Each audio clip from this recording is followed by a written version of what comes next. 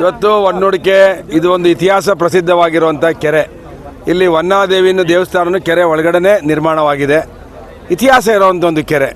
ಅಂದರೆ ವನ್ನಾದೇವಿ ಅಂದರೆ ನಮ್ಮ ಶಿವಗಂಗೆಯಲ್ಲಿರುವಂಥ ವನ್ನಾದೇವಿಯನ್ನು ಇಲ್ಲಿ ಜನ ಭಕ್ತಿಯಿಂದ ತಂದು ಇಲ್ಲಿ ನೂರಾರು ಸಾವಿರಾರು ವರ್ಷಗಳ ಹಿಂದೆ ಪ್ರತಿಷ್ಠಾಪನೆ ಮಾಡಿರುವಂಥ ಒಂದು ಪವಿತ್ರವಾದ ಒಂದು ಕೆರೆಯಲ್ಲಿ ನಾವಿದ್ದೇವೆ. ಇದು ನಾವು ಹೆಬ್ಬೂರುಗೂಡೂರು ಏತ ನೀರಾವರಿ ಇದ್ದಾಗ ನಾಗವಲಿ ಕೆರೆ ಆದಮೇಲೆ ಹೊನ್ನೂಡಿಕೆ ಕೆರೆನೂ ಕೂಡ ನಾವು ತುಂಬಿಸಿದ್ದು.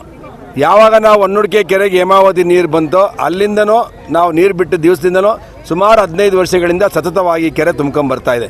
ಇವತ್ತು ವರ್ಣನ ಕೃಪೆ ಆಗಿ ನಮಗೆ ಬೇಗ ತುಂಬಿಡ್ತು.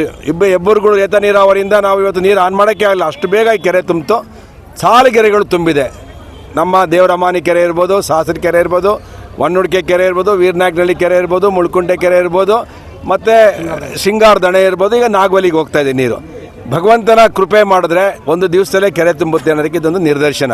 ಅದರಿಂದ ಇವತ್ತು ಹೊನ್ನೂಡಿಕೆ ಅಂತ ಹೇಳಿದ್ರೆ ಇಡೀ ನಮ್ಮ ತುಮಕೂರಿನ ಗ್ರಾಮಾಂತರ ವಿಧಾನಸಭಾ ಕ್ಷೇತ್ರಕ್ಕೆ ಒಂದು ಹೃದಯ ಭಾಗ. ಇಲ್ಲಿ ನಾವು ವಿಶೇಷವಾಗಿ ಈ ಹೊನ್ನೂಡಿಕೆ ಭಾಗದ ಪಂಚಾಯಿತಿಯನ್ನು ಜಿಲ್ಲಾ ಪಂಚಾಯತಿ ವ್ಯಾಪ್ತಿಯನ್ನು ನಾವು ವಿಶೇಷವಾಗಿ ತಗೊಂಡಿದ್ದೇವೆ. ಇಲ್ಲಿಂದ ನಮ್ಮ ಸುಗ್ನಳ್ಳಿಗೆ ಹೋಗೋ ರಸ್ತೆ ಇರ್ಬೋದು, ಹೊನ್ನೂಡಿಕೆಯಿಂದ ನಾಗೋಲಿಗೆ ಹೋಗೋ ರಸ್ತೆ ಇರ್ಬೋದು, ಹೊನ್ನೂಡಿಕೆಯಿಂದ ಹೊನ್ನೂಡಿಕೆ ಹ್ಯಾಂಡ್ ಪೋಸ್ಟ್ಗೆ ಹೋಗೋ ರಸ್ತೆ ಇರ್ಬೋದು, ಹೊನ್ನೂಡಿಕೆಯಿಂದ ದಾವಸ್ಪೇಟೆಗೆ ಹೋಗೋ ರಸ್ತೆ ಇರ್ಬೋದು. ಇಲ್ಲಿಯ ಇತಿಹಾಸ ಪ್ರಸಿದ್ಧವಾದಂಥ ದೇವಸ್ಥಾನ, ಸುಮಾರು 500 ವರ್ಷಗಳ ಇತಿಹಾಸ ಇರುವಂಥ ಜನಾರ್ದನ ಸ್ವಾಮಿ ದೇವಸ್ಥಾನವನ್ನು ಕೂಡ ನಾವಿಲ್ಲಿ ಜೀರ್ಣೋದ್ಧಾರ ಮಾಡಿದ್ದೇವೆ. ಹೊನ್ನೂಡಿಕೆ ಬಸ್ ಸ್ಟಾಪ್ ಇರ್ಬೋದು, ಹೊನ್ನೂಡಿಕೆ ಗ್ರಾಮವನ್ನು ಈ ವರ್ಷವೂ ಕೂಡ ಸುಮಾರು 1 ಕೋಟಿ ರೂಪಾಯಿಯನ್ನು ಮೂಲಭೂತ ಸೌಕರ್ಯ ಕೊಟ್ಟಿದ್ದೇವೆ. ಸುಮಾರು 3 ಕೋಟಿ ರೂಪಾಯಿ ವೆಚ್ಚದಲ್ಲಿ ಒಂದು ಹೈಟೆಕ್ ಶಾಲೆಯನ್ನು ಇವತ್ತು ನಾವು ನಿರ್ಮಾಣ ಮಾಡ್ತಿದ್ದೇವೆ. ಹೈಸ್ಕೂಲು ಮತ್ತು PUCಯನ್ನು ಮುಂದಿನ ವರ್ಷ ಪ್ರಾರಂಭ ಮಾಡಬೇಕು ಅಂತ. ಇವತ್ತು ಹೊನ್ನೂಡಿಕೆ ಕೆರೆಗೆ ಪರಮ ಪೂಜ್ಯರಾದಂಥ ಶ್ರೀಗಳಾದಂಥ ನಮ್ಮ ಹೊನ್ನೂಡಿಕೆಯಲ್ಲೇ ಇದ್ದಂಥವರು ಇವತ್ತು ಜಡೆ ಮಠದ ಮಹಾಸ್ವಾಮೀಜಿಗಳು ಕೂಡ ಇವತ್ತು ಪಾದಾರ್ಪಣೆ ಮಾಡಿ ಕಾರ್ಯಕ್ರಮದಲ್ಲಿ ಭಾಗವಹಿಸಿದ್ದಾರೆ. ಮತ್ತೊಬ್ಬರು ಶಿವಗಂಗೆಯ ಮೇಲಣಗವಿ ಮಠದ ಸ್ವಾಮೀಜಿಗಳು ಕೂಡ ಇವತ್ತು ಇಲ್ಲಿ ಬಂದು ತೆಪ್ಪೋತ್ಸವದಲ್ಲಿ ಭಾಗವಹಿಸಿ, ಯಾವತ್ತೂ ಇದು ಇತಿಹಾಸದಲ್ಲಿ ತೆಪ್ಪೋತ್ಸವ ಆಗಿರಲಿಲ್ಲ, ಸಾಸಲ ಕೆರೆಯಲ್ಲೂ ಆಗಿರಲಿಲ್ಲ, ಮತ್ತು ಹೊನ್ನೂಡಿಕೆ ಕೆರೆಯಲ್ಲೂ ಆಗಿಲ್ಲ. ಒಂದು ಹೊಸ ಸಂಪ್ರದಾಯ, ಇದು ಹಳೆಯ ಸಂಪ್ರದಾಯವನ್ನು ಮುನ್ನೆಲೆಗೆ ತರುವಂಥ ಕಾರ್ಯಕ್ರಮವನ್ನು ಈ ಗ್ರಾಮಸ್ಥರು ಸೇರಿ ಮಾಡಿದ್ದಾರೆ. ಇದು ಸುರೇಶ್ ಗೌಡ್ರ ಕಾರ್ಯಕ್ರಮ ಅಲ್ಲ, ಇಡೀ ಗ್ರಾಮಸ್ಥರ ಒಂದು ರಂಗನಾಥ ಸ್ವಾಮಿ ತೆಪ್ಪೋತ್ಸವ ಸಾಸಲು ಗ್ರಾಮದಲ್ಲಿ ಇವತ್ತು ವನ್ನಾದೇವಿಯ ತೆಪ್ಪೋತ್ಸವವನ್ನು ವಿಶೇಷವಾಗಿ ಗ್ರಾಮಸ್ಥರು ಸೇರಿ ಇವತ್ತು ಒಂದು ಪರಂಪರೆಯನ್ನು ಹಾಕ್ಕೊಟ್ಟಿದ್ದಾರೆ.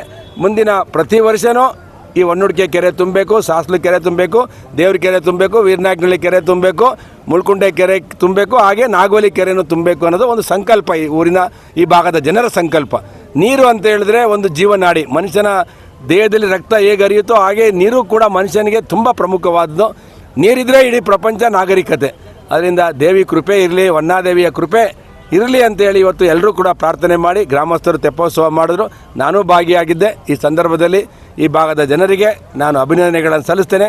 ಧರ್ಮ ಇದ್ದರೆ ಜೀವನ, ಧರ್ಮ ಇಲ್ಲ ಅಧರ್ಮ ಇದ್ದಾಗ ಕುರುಕ್ಷೇತ್ರ ಜ್ಞಾಪಕ ಬರುತ್ತೆ, ಅಧರ್ಮ ಇದ್ದಾಗ ರಾಮಾಯಣ ಜ್ಞಾಪಕ ಬರುತ್ತೆ.